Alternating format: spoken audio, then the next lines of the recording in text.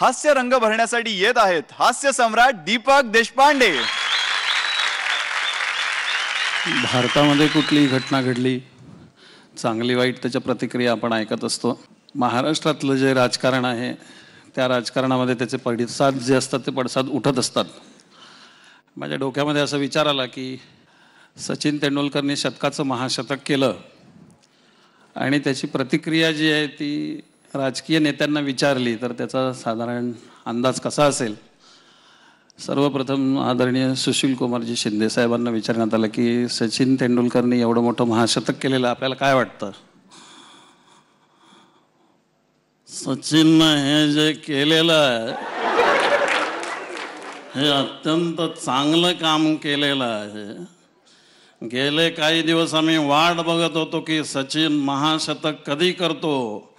अशा पद्धतीचा महाराष्ट्राला नाही, भारताला नाही, जगाचा हा जो काही एक मानाचा तुरा जो आहे तो सचिननं निर्माण केलेला आहे। आणि या महाशतकातून आम्हाला एक वेगळी ऊर्जा मिळालेली आहे आणि ही ऊर्जा पुढे घेऊन आम्ही हा प्रवास करणार आहोत। त्यामुळे मी सचिनला शुभेच्छा देतो आणि माझी प्रतिक्रिया थांबवतो। आदरणीय आर पाटील साहेब, शतक होतच होतं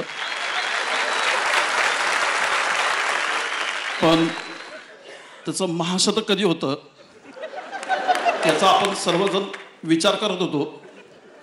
सगळीकडनं मागणी होत असताना, सगळ्यांच्या मनामध्ये इच्छा असताना, कायद्याच्या चौकटीत राहून क्रिकेटच्या कुठल्याही कायद्याचा भंग न करता हे महाशतक करण्याचं जे महापुण्य त्यांनी केलेलं आहे त्यामुळं अनेक जणांना त्यांनी निरुत्तर केलेलं आहे। त्यामुळं मी सचिनला जेवढे धन्यवाद द्यावेत तेवढे थोडेच आहेत, कारण या महाराष्ट्रामध्ये आम्ही काम करत असतो, विशिष्ट अशा योजना राबवत असतो। तंटामुक्त गाव असेल किंवा ग्रामस्वच्छता अभियान असेल, अशा चांगल्या योजनांमधून हा महाराष्ट्र प्रगती करत असतो आणि त्या प्रगतीला शक्ती देण्याचं काम हे सचिनने केलेलं आहे। मी खरोखरच त्याला धन्यवाद देतो। आदरणीय विलासरावजी देशमुख साहेब, हा आपला महाराष्ट्र आहे आणि सचिन महाराष्ट्राचा आहे आणि सचिन त्यांनी मिळवलेलं आहे शतक आणि त्या शतकाचं एक महाशतक या ठिकाणी पूर्ण करण्यात आलं। मी जेव्हा जेव्हा त्याचा खेळ बघत होतो, वेगवेगळ्या पद्धतीचे सिक्सर, वेगवेगळ्या पद्धतीचे फोर तो मारत होता। जशा महाराष्ट्रामध्ये काही समस्या असतात तशाच पद्धतीच्या समस्या या क्रिकेटमध्ये पण असतात आणि या सगळ्या समस्यांवर मात करून स्वतःचा खेळ दिवसेंदिवस चांगला करून एक महाशतक करण्याचं जे काम त्यांनी केलेलं आहे त्याबद्दल मी व्यक्तिशः त्याचं अभिनंदन करतो आणि या ठिकाणी थांबतो। हा जसा आवाज आहे तसा आदरणीय नारायणराव राणे साहेबांचा पण आवाज आहे, पण त्याला एक विशिष्ट पट्टी आहे त्यांची। सकाळी मी टीव्ही बघत होतो, टीव्हीच्या बातम्यामध्ये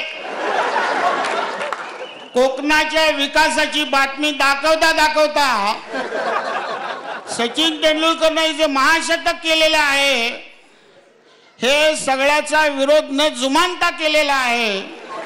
विरोध हा प्रत्येक ठिकाणी होत असतो पण त्याची एक तयारी करायची असते, ती मी जशी निवडणुकीत करतो तसं सचिननं केलेलं आहे। त्यामुळे मी त्याचं अभिनंदन करतो। या सगळ्या आवाजामध्ये अजून एक आवाज आहे, तो आपल्या महाराष्ट्राचे थोर नेते केंद्रीय कृषी मंत्री शरदचंद्रजी पवार साहेबांचा। आदरणीय शरदचंद्रजी पवार साहेब,